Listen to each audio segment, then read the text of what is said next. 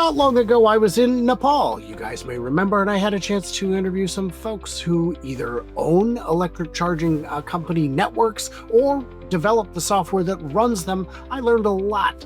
But what did I miss? I don't know. So, of course, I've got to find out from an expert. That expert today is Sith, VP of Software at Electric Era Charging in Seattle, a very successful and up and coming at the same time charging company.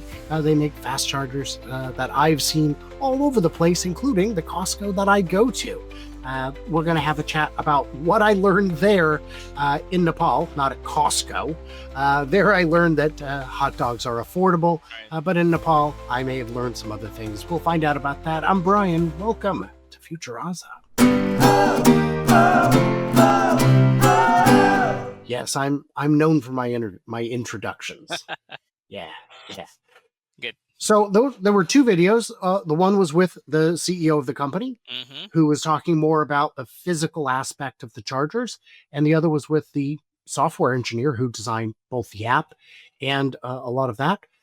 What was your impressions? What was your takeaway? I mean, it was really cool to see what what folks in other countries were doing to electrify. I thought it was actually really neat that you got to kind of see both sides of it, right? Like the hardware side and the software side, because they have different sets of problems that they are trying to solve for. And we kind of got to see all of it play out. And I will say this, like, I think the, we'll probably talk about some of the differences between how things work here in the US and how things worked in Nepal. But one of the places where I will point out that I walked away quite impressed is that there is no place in the world where you do not have the problem of what we call like implementation, putting a station in the ground and dealing with the logistics of actually doing that.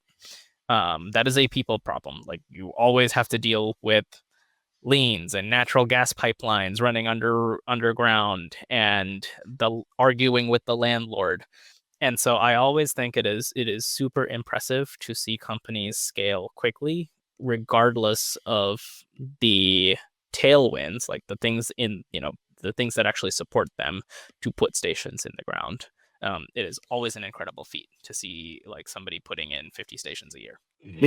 Yes. And these guys, as you saw from the video, went from their first charger in June of 24 to already having 40 by the end of this summer, and a whole bunch more already just about ready to switch on by the end of the year. I think he said something like 93 by the end of this year. Ridiculous. But they do have some good tailwinds and a market that understands this is happening. It's not happening. It has happened.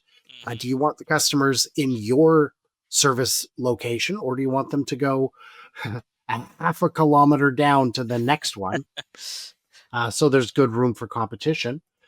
Was there anything they said that surprised you or that was a little weird? So, I mean, one thing that I thought was particularly strange was when Sarah was mentioning the guy running Electriva Nepal per percent charging.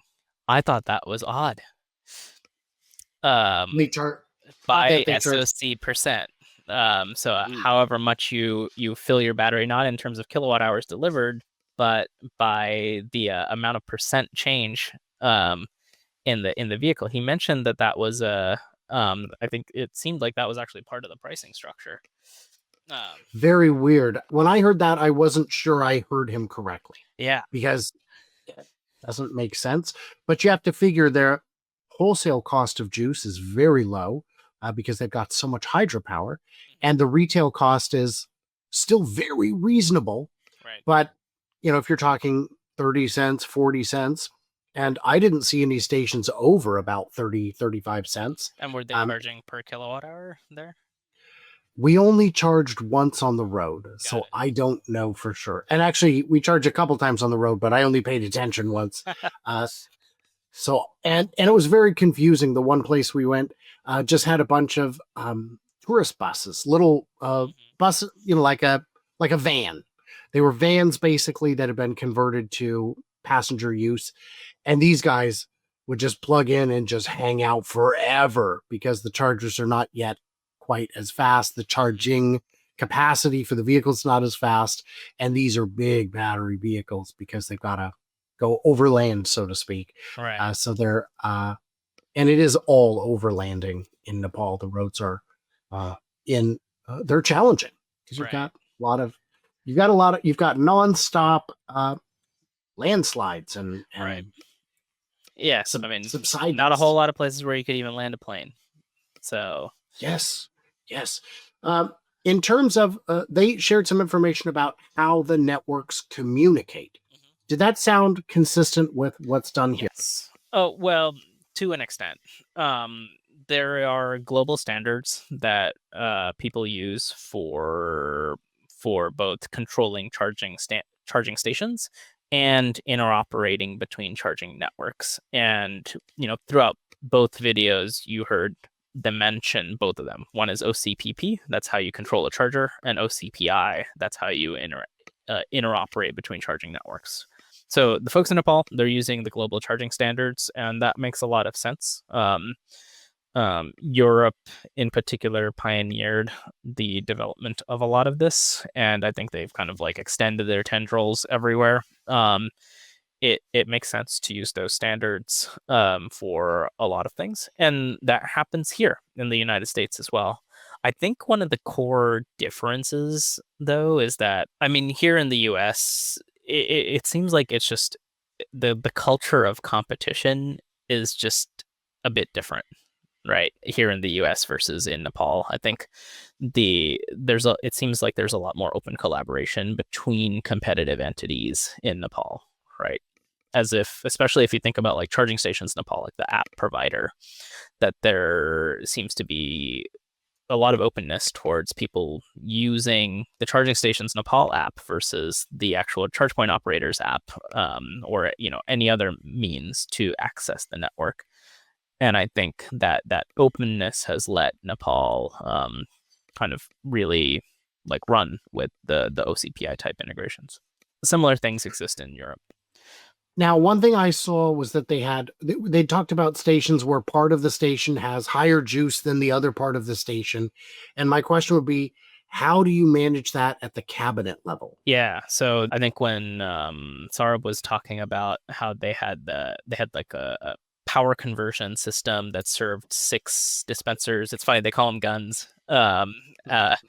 overseas. But I call them electricity hoses. I like that. I should use that when we're submitting grant applications to be like, well, we've got 6 hoses at this station, to see if they figure that out. There would be people who would just intuitively go, I like this. This feels right. But yeah, so and that's actually commonplace in systems where the power conversion again is in a kind of centralized source, and there's different modules that will convert AC to DC power, and you can assign those modules to dispensers, guns, let's say in this situation, depending on what the cars actually need. So if a car is just hanging out at 90% state of charge and pulling 5 kilowatts, it doesn't need half that power conversion cabinet to supply it. So it's going to get one power module, and then the other dispensers will get the rest, right? And so there will be a system that kind of arbitrates between these dispensers, assigning power modules to the correct dispenser to ensure that, to the extent possible, people are getting the charge that they want. Doing this intelligently is a bit of a difficult problem. It's something that we've spent a lot of time on, in the development of our product as well. Well, I find doing anything intelligently is very taxing for me personally. Now, I know that you guys are always working to future-proof. Did you see anything in their approach that felt like it wasn't going to age well? For example, in my view, a lot of the chargers they're implementing are kind of low-powered relative to global modern products. It's kind of interesting. I mean, certainly here in America, there is a push towards higher and higher power. We see people deploying 400 kilowatt charging stations. I think here's kind of the reality of EV charging in Nepal. I think the driver base there, I would expect, would prioritize value of the vehicle. Like they're not looking to push the envelope. 0 to 60 times don't really matter. They may not necessarily care so much about the difference between 18 minutes and 30 minutes at a charging station. And those that adds up, right? Like you get, you can go from a $20,000, $25,000 vehicle to a $50,000 vehicle very, very quickly if you're, by paying for that premium, right? And so the calculus is just different over there. And interestingly, here in the United States, it's a little bit surprising, but we don't necessarily need that high power either. You look at, I mean, just like go through the list of vehicles that are being introduced in calendar year of 2026, and the vast majority of them are not charging at 300 kilowatts above. And certainly not the ones that are going to be sold at volume. So it is generally important to design for some amount of future proofing, but it is unwise to overbuild and oversize systems and then make them unprofitable and therefore not worth putting down in the first place. So there's always a balance that needs to be struck. And we try to participate in that balance by making sure you don't install more power than you need, among other things. So one reason that I think works all right in Nepal is a lot of the batteries are much smaller than you would find here. These are often city cars or at least city applications. But another is if you look through all the ads in Nepal, you don't see 0 to 60 or 0 to 100 kilometers advertised, because you are taxed differently if your motor is over a certain kilowatts.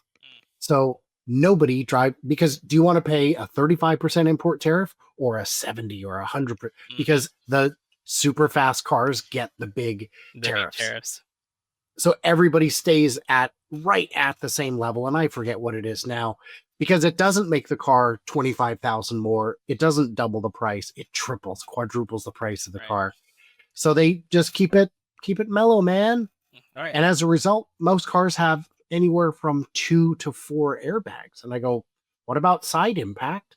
And what Rosh explained to me there is, look at our roads. Have you ever seen like cross traffic at serious speeds? I'm like, no, I have not. Either you're on a highway going straight or you're in town in a little maze. It's not, side impact is not a big thing for this. Interesting. Okay. It's interesting how all of that plays together, right? So in America, also, you have a lot more space between population centers. So that also changes the calculus on, how much kilowatt hours do you actually need in a car to make it from point A to point B.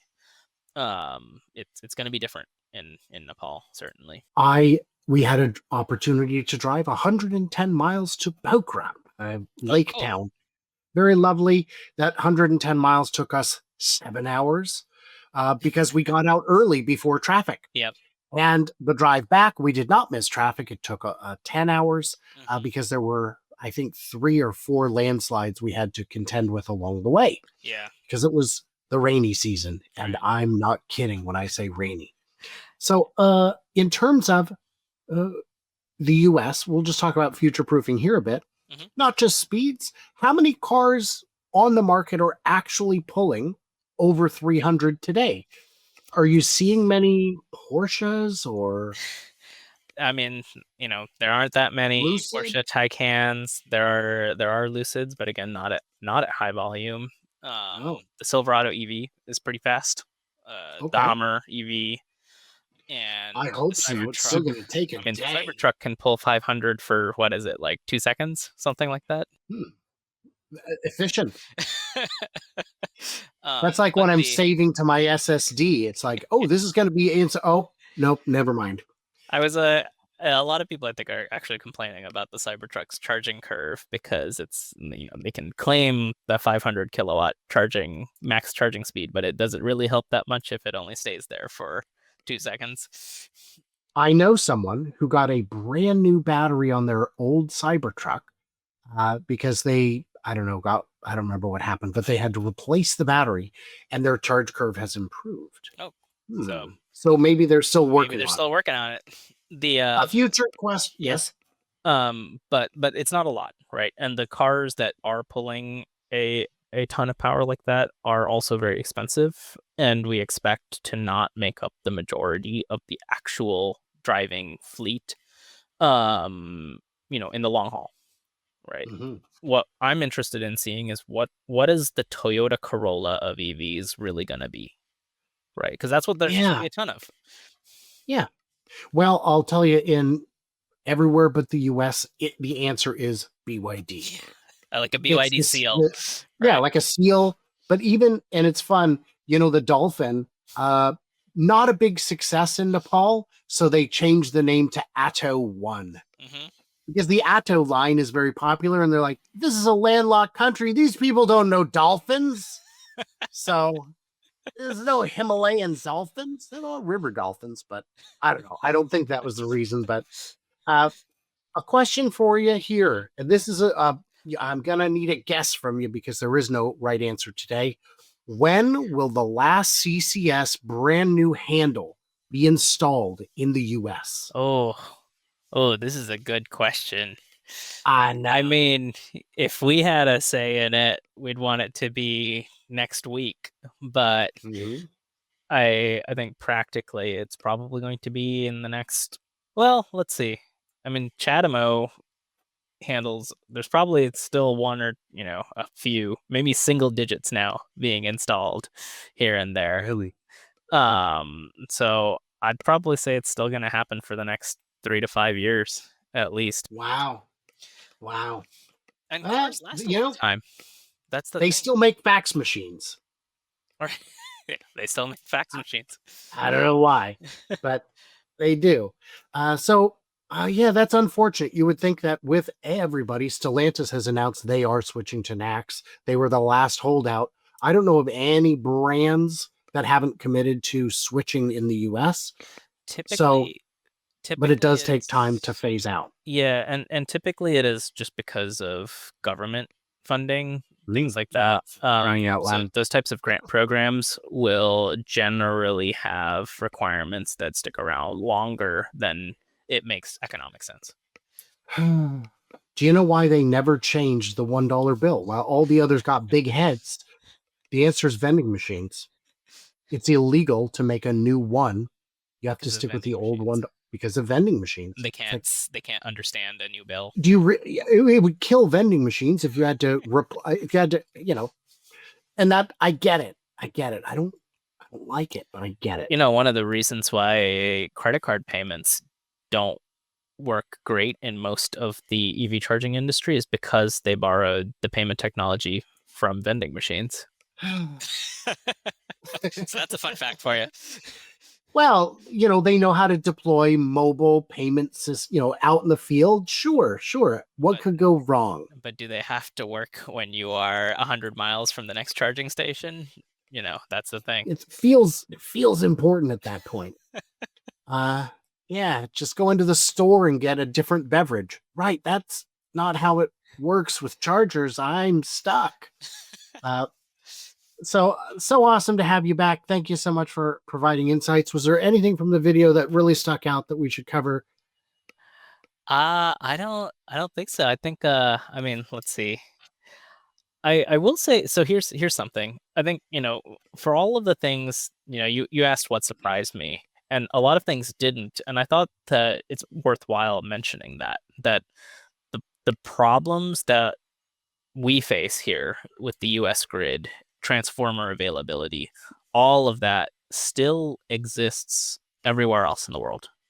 The entire world has a different variants of the same problem, right? Like the Electriva, when they were trying to install, it was mentioned that accessing 200 kVA transformers was easy. Going above that that's where things get hard. They stop funding. Um, Things like that are prevalent across the entire planet. And so it was, I think, quite interesting to listen and then nod along, being like, oh, that makes sense. Like, we have exactly that problem here. Just it's a slightly different flavor. And while we have political weirdness, they have slightly different political weirdness.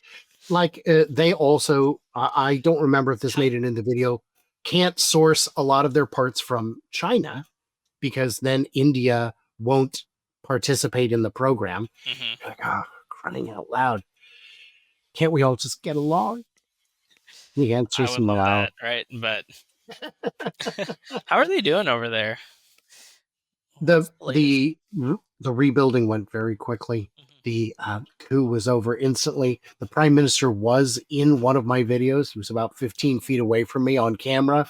And now he's not the prime minister. I'm convinced that's why Elon doesn't want me at his events. He's afraid. He knows the power that my presence at an event can result in. It's easy to understand. Guys, what did we miss? What do we misunderstand? Leave it in those comments below. And of course, subscribe, like, do all that usual stuff, and stay tuned, stay juicy, and I can't wait to hear from you, clever robots, on the next one. Thanks, guys.